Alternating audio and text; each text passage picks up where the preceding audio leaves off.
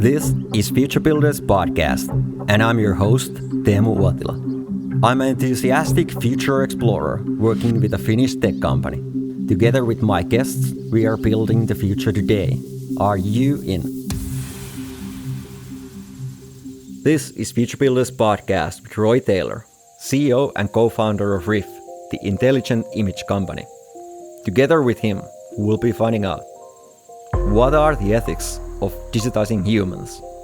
How will AI change our lives in the future? What is the role of humanity next to artificial intelligence?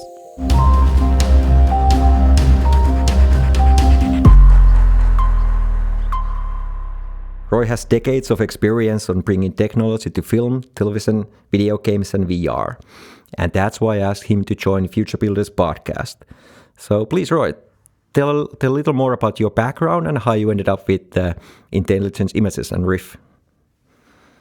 Yes, thank you very much. I guess things really started when one day a friend called me up and said that I should stop at the local computer hardware store and buy a Voodoo card to enjoy playing Quake. Which I did, and I became extremely interested in 3D, and so decided that's how I would spend my career. And so in 1998, I went to work for a company called NVIDIA, who back then had a TNT graphics card, which was a competitor to 3DFX. So I did that and had a great time working at NVIDIA. And in 2005, moved across to America to work at NVIDIA headquarters. And then in 2010, decided I wanted to work in 3D in film and television, so I moved to Hollywood, where I did just that. And then from there, that kind of took me into the world of virtual reality and augmented reality. And so I had a great time doing that, and I joined organizations like BAFTA, the British Academy for Film and Television Arts, and also became involved in film schools and learned about production and post-production. And then in early part of this year, in 2018, decided there was a new way to deliver images for film and television. And so left my most recent employer, AMD, to set up Ryff. And if I look at the Ryff roster, you guys are all very accomplished. There's like guys from DreamWorks, Sony Pictures, Disney, Warner Brothers, Dolby, That's a pretty much all-star team that you guys have over there. Yes, we're very fortunate that we've got a number of very talented people all working at Ryff. I guess the reason for that is because the vision that we have is a very exciting one and a very big one.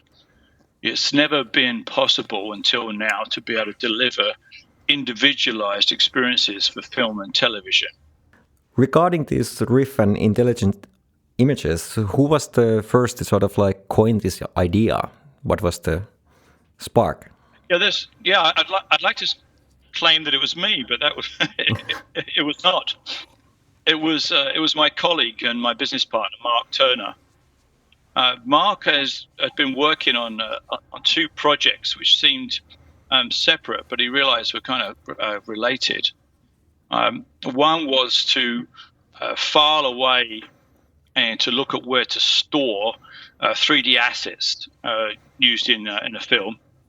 And the other one was to work with cloud-based content providers who had a service where they can scan old libraries of film and television and identify what's in the scene. And it seemed to Mark a little ironic that when you make a frame of film or television, that at that time, you know everything which is in the scene. You know obviously the actors, but you also know the 3D models, who made them, where they come from.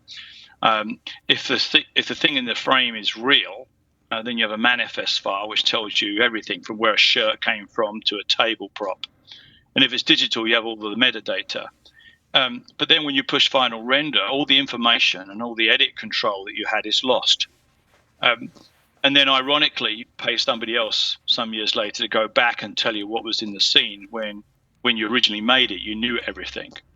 Yep. And so Mark asked me, with my background, did I think there was a way that you could kind of deliver all of the components that are in a scene as media elements, as separate components, and effectively composite on the fly in front of the viewer? And I said yes, and that's what led to Ryff. Yeah, so it's sort of like the real-time information in there. That's the key that Ryff is focusing on, that everything can be done on the fly. Yes, absolutely. If you look at the intelligent images in AI, for instance, well, the consumer values, of course, are that, you know, people can recognize what objects and what products are there, and you can pinpoint marketing more efficiently. How do you see advertisers then? Is it sort of like an auction-based system that you would guys would have in there, or how does it go for advertisers? Well, from the point of view of advertisers, it allow you to dynamically put into a scene something which a viewer might want to see, and we may be able to auction that, we may be able to negotiate that. There's different aspects of how we can apply that for them. But it's really about much more than advertising. You know, we don't think about it this way, but right now, even as you and I are talking, there are millions and millions of people playing Fortnite. Yep. And those millions of people, you know, large percentages of them will all be playing on the same server at the same time. And they may be on the same server in the same battlefield with similar weapons, but every single person which is playing the game has a unique perspective. No other player sees what you as a player sees.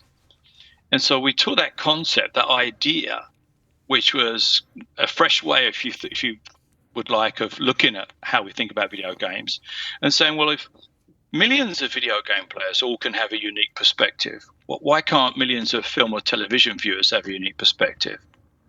Now, sometimes that might be inappropriate. You know, if a director wants you to see a particular scene in a particular way, then we wouldn't want to get in the way of that. But there are other times and other ways of telling stories where it might be really, really terrific to be able to give each individual television viewer or film viewer something unique to them. Yeah, definitely. How do you see, who do you guys compete with on this domain, or are you still on a blue waters or blue ocean, so to speak, that there's no other one doing this? Yeah, there's a company in London called Myriad, which has some technology which has some similarities to some of the things we do. But in terms of our broader vision of delivering unique viewing experiences for film and television, we are the first. We are blazing a trail. Yeah. So what's is the AI the key, or machine learning, or what's your sort of like key components in there that you rely on most? Yeah, it's a combination of visual computing, AI, and machine learning. Yeah.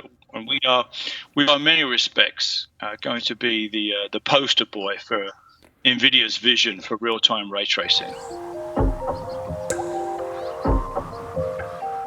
Regarding the whole AI concept, since that's very pop nowadays, how do you see that this AI will change our listeners' life or our viewers' life in the future? Does it make life sort of like easier and they just need to sit on their sofa, or how do you see AI being more integrated in everyday life? Oh, that's a huge question. I mean, AI covers so many different aspects of the human experience, and there will undoubtedly be some things which are really, really terrific and will make our lives much better. I'm really looking forward to AI being applied to things like doctors' visits or going to the DMV or the Department of Motor Vehicles that we have in the USA here, which is, both of those are, we waste so many millions and millions of hours on poor scheduling and wasted time. And if AI can give us those hours back, that would be great. But there are other aspects of AI that we need to be concerned about. Yeah, so for instance, all the bad things that it can do, it can be used as a weapon of mass destruction also if it used wrongly. Yes. On the other hand, we waste 40% of all the food made in America, and if we could use AI to actually do much better manage food production and delivery and consumption, that would be really great. Yeah, definitely. I mean, reducing the waste and all that kind of thing, that's definitely a key component in, having a sustainable future. How do you see then the role of human and humanity with this ever-growing digitizing world that we live in? What's the role? Do you see that humans and AIs will sort of like mesh together in future? If you think about Elon Musk and this neural link thing that he is doing over there and all that kind of thing, do you see that we are going to be some sort of hybrids in let's say 10 to 15 years? Yeah, I think that will happen. In his groundbreaking book, Homo Deus,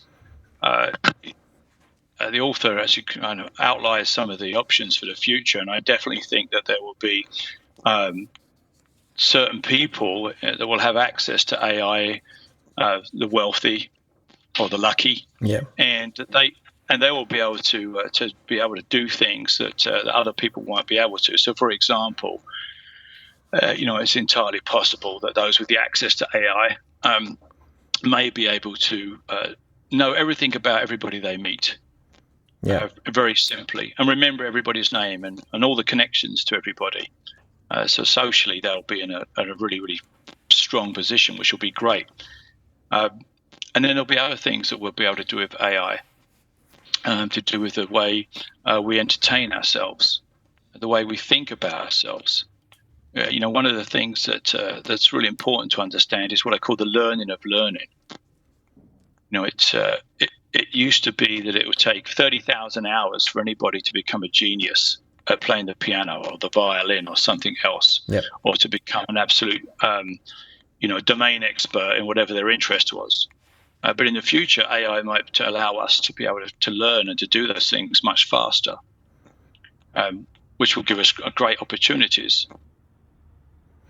How do you see then regarding responsibilities on these kind of matters? Do you see that is the lawmakers' responsibility or the companies or individuals that need to take ownership of these things? Because naturally, anything, if you want to make it illegal or legal, it will always be dragging behind from technology point of view. Yeah, well, I think recent experience shows us that companies can't always be trusted to take the strongest moral position, and so undoubtedly, I think that we're going to need regulation. Yeah, and do you see that the companies themselves should be abiding some sort of new digital ethics or digital laws that would need to be created? The challenge is we're entering the world of the absolute unknown. And so it's going to be very difficult to decide, but decide we must. Yeah. So certainly I'm all for giving companies the freedom to develop products and develop ideas and inventions. I think that's really important. But I think we also need to give some consideration to what the implications of those inventions are. I mean, when social media came along, who could possibly have dreamed that it would be used to rig elections? Yeah. Nobody. I would challenge anybody. Yeah, I don't think anyone was that foresighted. Yeah. So we don't know what AI is going to be able to do next. But I think we should probably be more sensitive than we were previously to the possibilities of misuse. Are you which camp are you? Are you the camp that looks future brightly, that AI will definitely help us, or that it will all go down to the very dark path at some point? Well, I think anybody that knows me knows that I'm an eternal optimist. So no, I'm very excited about the future. Yeah, very excited. That's good to hear, definitely. What do you think about these ethical aspects then when AI comes to home and everyday lives and you have your Amazons and Googles listening you every day and every time? Do you think that, for instance, not all of the people even know that those devices are listening to you? So how do you see that people will, live in this kind of world that everything is listened, everything is recorded? Does it make people more careful on what they say and what they sort of like fear to do? Oh, it's a very good question. I mean, if Amazon Echo is listening to me talking about football in England and Brexit, and then decides to deliver me things which are related to football and to Brexit, then fine. I don't mind that at all. I don't see that that's an issue. I may not have felt the same had I been living in Germany in 1933. Yeah, that would be that definitely would be a different scenario. So I think the key issue here is awareness. Yeah. How do you see these big companies doing? I mean, do you think they are doing the responsibility, or does all things just happen accidentally and then these things unravel, like with Cambridge Analytica and stuff like that? That mistakes are made and no one is really to blame. Look, I don't know Jeff Bezos personally. I don't know Zuckerberg personally. I don't know any of those leaders of those companies. But I do believe, based on everything that I hear about, I read about, and people I know them, that they're good people trying to do their best. Yeah. And they too couldn't have foreseen some of these things. And so, no, I don't believe that there's any kind of plot or conspiracy. I just think that what there is now is a growing awareness of our need to start thinking about unintended consequences and implications of the development of technologies which are becoming increasingly powerful. Yeah. And that awareness may not have been there in the past because we simply didn't know how fast that they would grow. Yeah. I was reading a podcast just yesterday, for example, about Netflix with Reed Hastings, and who could have predicted that they would grow to become bigger than Disney in 10 years? Yeah. It's astonishing. And Reed himself was saying that they could not have predicted. They hoped and they planned that they would be successful, but nobody could predicted the success that they have on this scale, because that's what the internet does. Yeah, it makes. I think it was something in 2005 or something that they were almost bought out by Blockbuster or something like that. Netflix, right, that is. Right. So yeah, we live in a world where if you are successful, then you become very, very big, and it happens very, very fast. And I'm hoping that's going to be the case with Ryff. Yeah, I was about to ask that. What's your trajectory on this? How do you see things going in let's say 1 year or 2 year time frame? How big of a company you are then? I think that we have, without hyperbole, a very real chance of being the next unicorn. Yeah. So that's the dream and plan. By the way, how many people do you guys now have actively working with this? Is it still a small team, or you're scaling up already? Yeah, we're a small team right now. We're just under 20 people, but we have big ambitions. Yeah, and that's the. And by the way, you guys are already found some good investors and that can enable the growth, or are you still looking for these big VCs to come and see what you guys are doing? Yeah, we've been very fortunate to have some great early investors. We're very, very appreciative of their support. Yeah. We'll continue to look for additional investments so that we can grow as fast as we can. Yeah. With Ryff and similar technologies, how do you see, by the way, entertainment changing if you think about movies themselves? Is Ryff and similar companies going to change the way movies are made? I think one thing will not change, and that is the desire for humans to both tell stories and to listen to stories. It is a fundamental part of the human condition. You and I are telling stories now. Yeah. And your listeners are listening to those stories. So that won't change. I really don't believe. As long as humans, we will enjoy telling stories to each other. However, the means to share them and to tell them will continue to evolve. And as we develop new technologies to tell stories in new ways, there'll be some constants. The ability to reach somebody emotionally, the ability to make people laugh, the ability to make people think. I think those are also constants within entertainment, and those won't change. But how we convey our stories will continue to evolve and will change. Yeah, I mean, if you just look at YouTube, for instance, people are having this big platform and channel for their own creativity and documentaries and whatnot, and it's highly popular. So yeah, way of doing things is definitely changing. Yes, absolutely.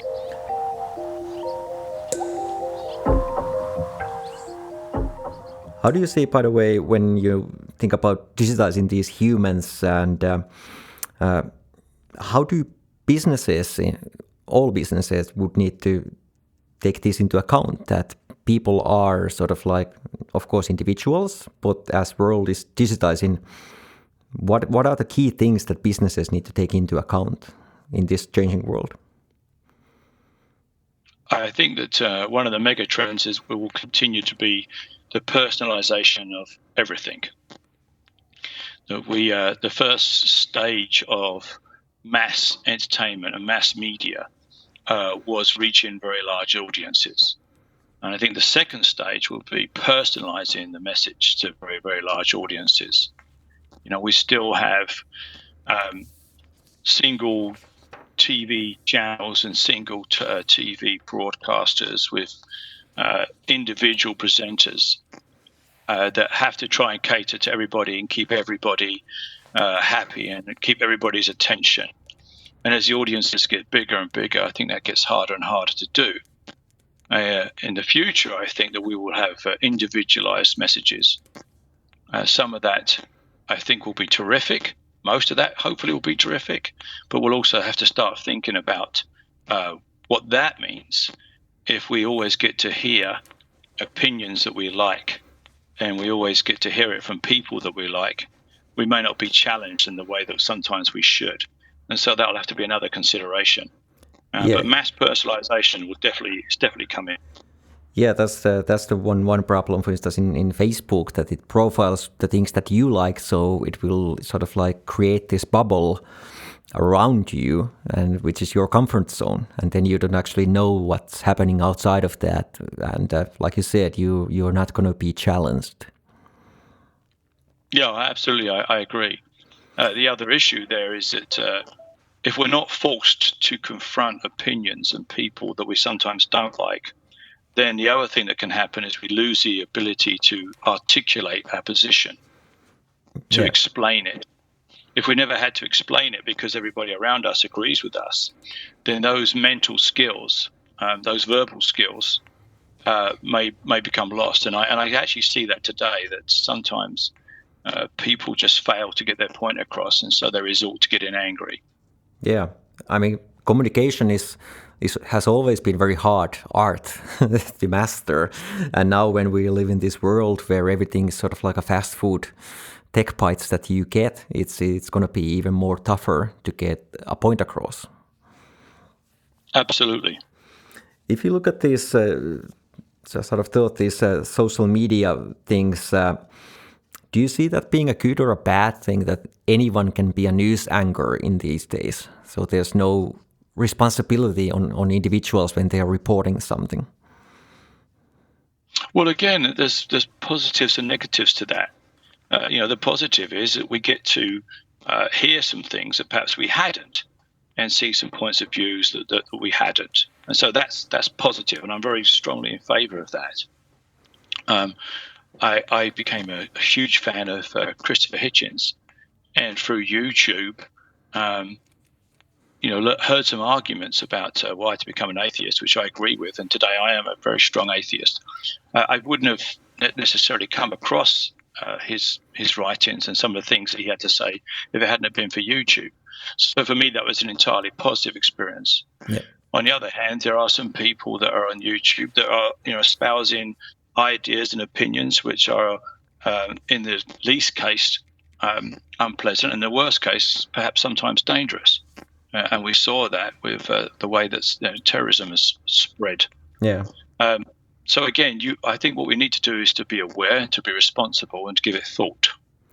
Do you see that AI could actually help in that matter, so that it would profile how relative or how good the news actually are that are reporting? So it would be this objective entity within the system that would give a rating for if something is so true or not true.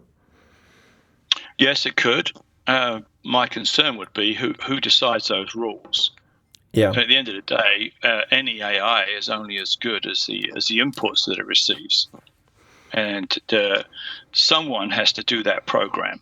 Yeah, and usually the ones who gives the inputs are the persons using it. So, yeah. Right. So I would be concerned about who's putting the value decisions into the algorithms. Yeah, I mean, I'm a bit on the same boat as you regarding the social media and the news platform that it is. That the one fundamental issue that I've personally seen there is that there's sort of like no cross-references or no background checks, that if someone reports something on social media, people will take it as a face value and don't dig it up any further, don't try to see the reasons behind it or if it's even true or not. Do you see it similarly? Yes, I do. And I think that too often people make opinions based on the headline without even reading the byline. Yeah. And I do also share that concern. Yeah, that's definitely how. And I actually kind of blame these Googles and whatnot for this kind of behavior, because they have taught people to, act upon it. So read only sentence on two, and that's it. No one reads books anymore, or at least that much. I know you read books, and I listen books quite plenty, but majority of people don't seem to care that much anymore. Or perhaps it just feels that way to us because of the feeds we get into our social media. I happen to, you asked me earlier about being an optimist. I happen to think that there are more people that read and more people that think. We just don't necessarily get to learn about them or to hear that. Regarding that, what are the best sort of like books regarding on business and future that you have read recently and you would recommend to be everyone to listen or read? Well, one of the books that's made a huge impact on me has been Homo Deus and Sapiens, and the book that came before it, Sapiens. Yeah. And the one that's followed it, which is, I think, 21 Lessons for Humanity. I'm trying to get the author's name, so I don't know how you can edit this. Let me find it, because I want to get his name right. It's by Yuval Noah Harari. Yeah. And I think I've mentioned it a couple of times while we've been speaking. Yeah. His book, Homo Deus, A Brief History of Tomorrow, has had a huge impact on me and on my thinking, and I find myself referring to it often. Yeah. So in terms of humanities and technologies and impacts, I think that's a really terrific read.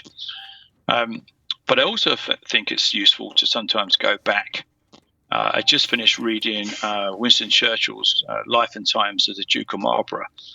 And it's interesting to compare what happened in Europe in the early parts of the 18th century and some of the arguments that took place then, and the way that those were resolved, sometimes by people having their heads chopped off or being imprisoned, or by war.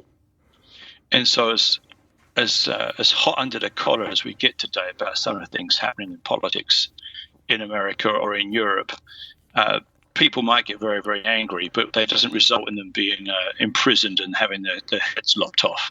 Yeah, that's a definite improvement, that people are more civilized, so to speak, nowadays. And yes, it might not seem like it, but by comparison, we've moved on very well. Yeah, if you think about it, what if the technology would be available back in the 1800s or something like that? What would have happened? So, yeah. Don't really know. And it's a good point. I reminded my friends and family over Thanksgiving, which we just had here in America. This is actually the best time it's ever been to be a human. Yeah, we are living longer than we ever lived before. We are healthier than we ever were before at any point in human history.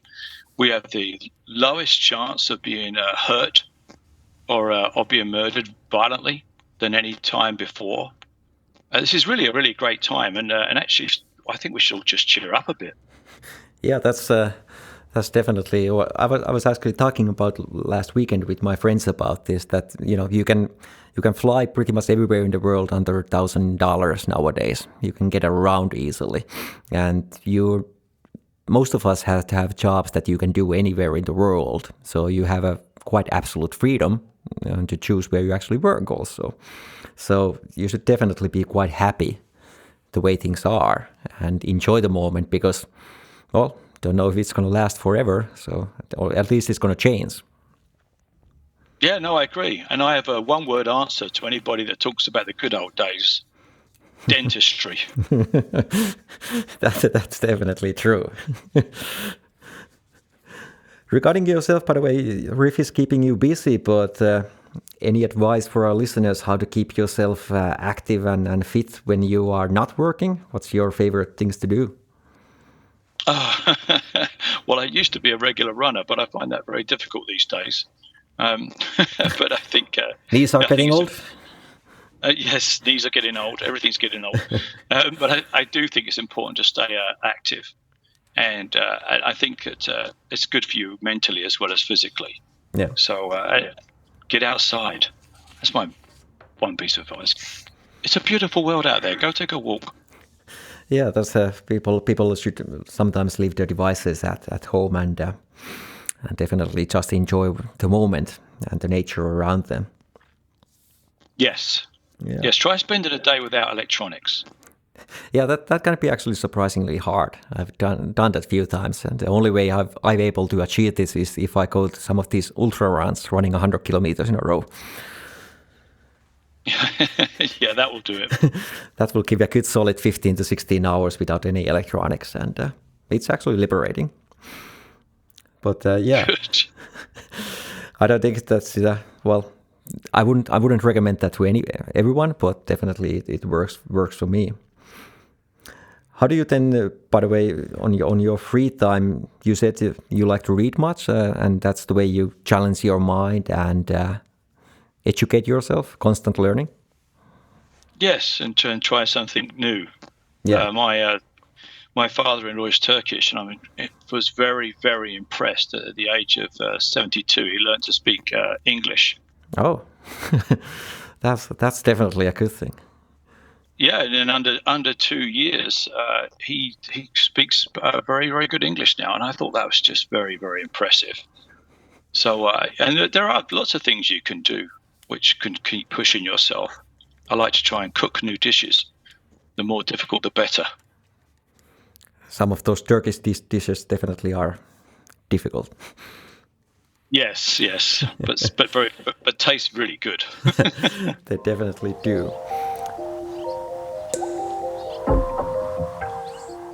And regarding about this, we were talking about this ethical stuff earlier on. If you think about in our businesses, what would be in your mind the most important ethical questions that any business owner or any business leader should ask about themselves when regarding AI or technology altogether? Well, so as I think we discussed, Timu, earlier, that the biggest issue is awareness of unintended consequences and how things might evolve. Yeah. I honestly do believe that most people that run these businesses are good people, and what's happened to them were unintended. And so I think that in the future, what we probably will do, in fact, I was talking to a journalist from TechCrunch recently, and he asked me a similar question. And so I invited him. I said, why don't you come and join Ryff and run an ethics committee for us here? Because we're good people here. All of the people here, I think, are really great people, and we want to do good things.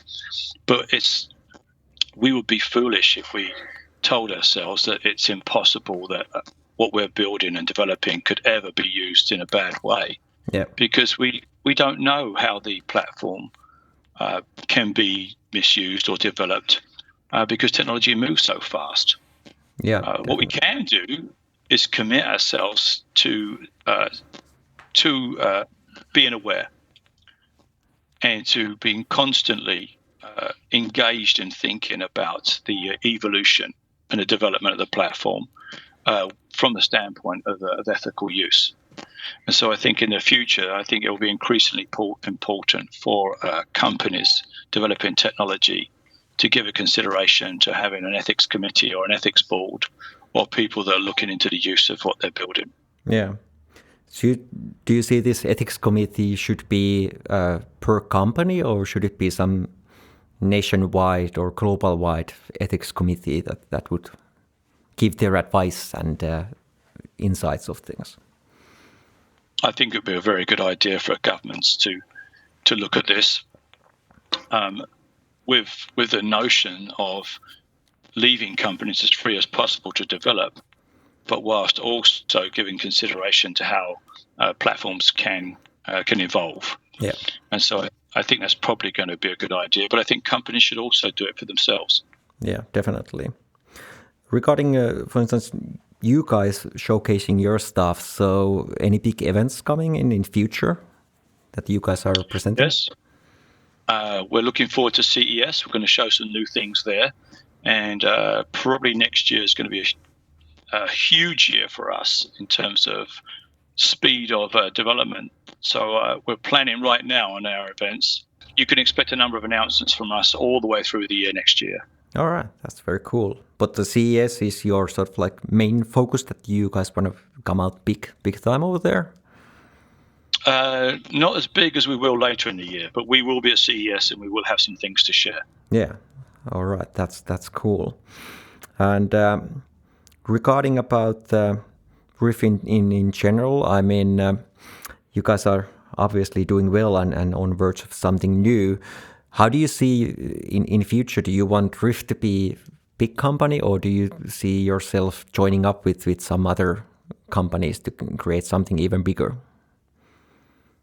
Well, it will be impossible to predict what will happen to us given the nature of the platform and how exciting what we're building is. I'd like to think that we can become a huge company in our own right, but we will see what happens over the course of the next couple of years. Yeah, definitely. And you are still, even though you're getting older, you're still going on full steam and enjoying life? Yes, absolutely. Yes, I get up at 6 a.m. every morning and I work 18 hours a day every day because life is exciting and wonderful, and what we're building is really just terrific. That's definitely a good thing, and everyone should, follow that kind of advice, that if you really like something that you're doing, you don't mind the hours that you put behind. No, it's absolutely true. It's absolutely true. I'm not working. I'm having the time of my life. Exactly. It just happens to correlate with good stuff in your, company and all that. Yes, absolutely. But I think our time is running out. So any last word you want to give to our listeners where they can find more things about Reef, about yourself? Yes, you can find out about Reef at our website, www.riff.co, not com, but co. And you can follow us on Twitter and Instagram and all that usual stuff. But if you feel you can contribute, we are hiring and we're always looking for new talent. Yep. So if you have a skill set in visual computing, artificial intelligence, or if you just want to build the future, then please reach out. Yeah. About yourself, you're still active on Twitter and all that, or are you focusing all on True Reef? Well, I've been a bit naughty and I keep commenting on Brexit, which I shouldn't. But yes, other than that, I try to stay socially engaged. I think the important thing about it is listening to others' opinions. Yeah. And so I think social media is really important for staying engaged. Yeah. And hearing what people think. Definitely.